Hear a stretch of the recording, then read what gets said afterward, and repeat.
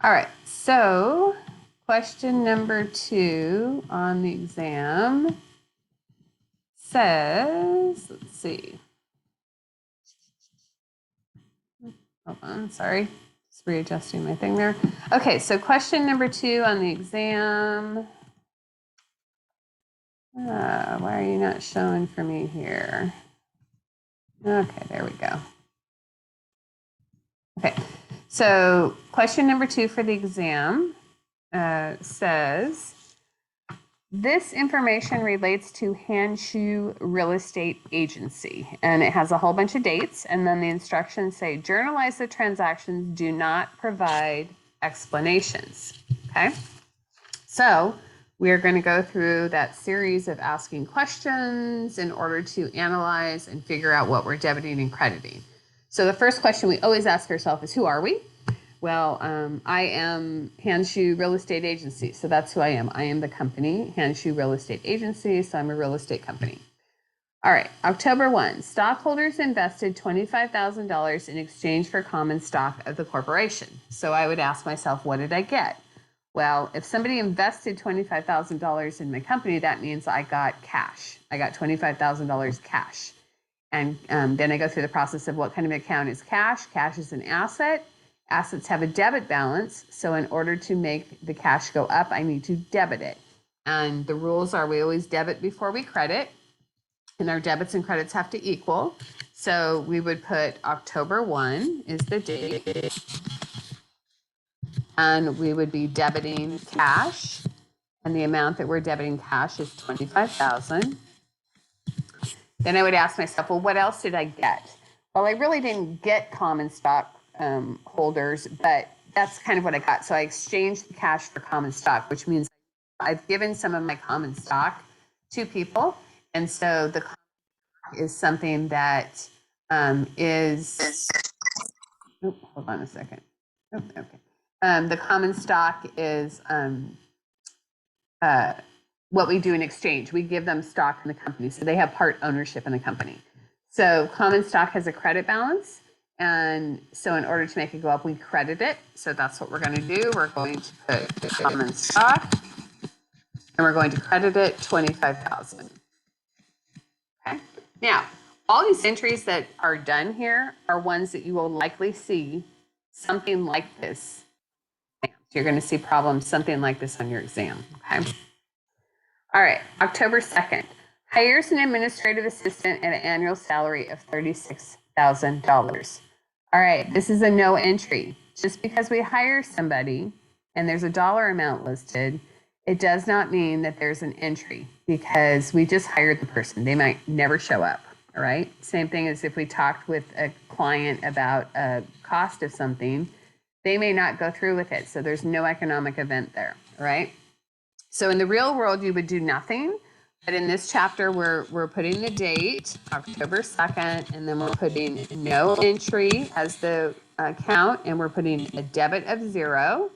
And then we're going to credit, and we're doing no entry, and we're putting a credit of 0. And this we do this at this point in the class just so that you are showing that you know that there's no entry associated with that. Real world, you wouldn't do that because you would just have lines and lines and lines of no entry. All right, October 3rd. Buys equipment for $3,500 on account. All right, so what do we get? Well, we got equipment. What kind of an account is equipment? Equipment is an asset. Assets have a debit balance. So to make it go up, we're going to debit it. So we'll put October 3rd. We'll put equipment. The equipment amount is $3,500. We're going to debit $3,500. And what else did we get? Well, it says on account. So that means that we bought it on account. So that means that we're going to have to pay somebody later. We're liable to pay somebody later. And whenever it says on account, if it does not say note, then it's an account, so an accounts payable. So because we're paying it, it's going to be an accounts payable. Accounts payable is a liability. Liabilities have a credit balance. So to make the accounts payable go up, because we need it to go up because now we owe it, we are going to credit accounts payable. So accounts payable, $3,500. Good question. For that one, 30. Okay, Let's see, next one. October 6th. Sells a house and lot for M. Springer. Commission due from Springer, $10,000, not paid by Springer at this time. So, well, how do we make our money? We're a real estate agency, so we make it by renting things or selling things. So we have provided a service here. So what did we get? Well, we got service revenue because we provided a service, and our service revenue is $10,000. And revenue has a credit balance, so in order to make that go up, we have to credit it. So we know that's the second part of the problem because you have to do debits first, right? Now, we didn't get paid cash. It says not paid by Springer at this time. It could also say on account. Both of those mean that we are going to receive the money later. So that means it's going to be an accounts receivable because it doesn't say a note. So it's going to be an accounts receivable. And accounts receivable is an asset. Assets have a debit balance. So to make it go up, we're going to debit it. So we are going to debit. Oh, we got to put the date first. The date is October 6th. And we're going to debit accounts receivable. We're going to debit accounts receivable for $10,000. And then we're going to credit service revenue for $10,000. Okay, now we're going to go to the next item on the list. And the next item on the list is October 10th. Receives cash of $140 as commission for acting as rental agent renting an apartment. So receives cash. So what do we get? We got cash. Cash is an asset. Assets have a debit balance. So to make it go up, we are going to debit it. So we're going to put the date, October 10th. We're going to debit cash, $140. And what else did we get? Well, it's commission. So that is how we make our money, and that's called revenue. So we are getting more revenue. Revenue has a credit balance. So we are going to credit service revenue, $140. All right.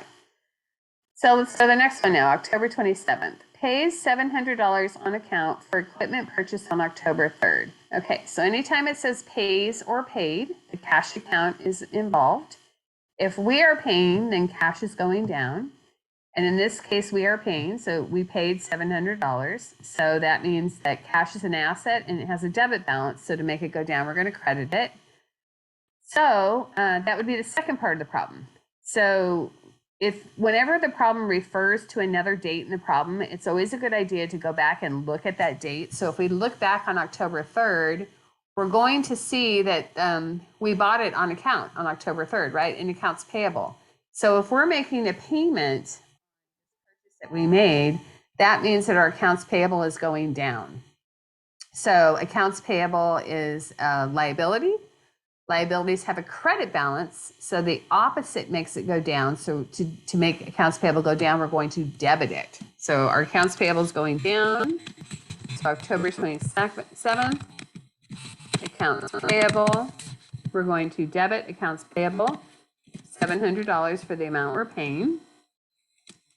And we're crediting cash because our cash is going down. Okay, last date. October 30th, pays the administrative assistant $3,000 in salary for October.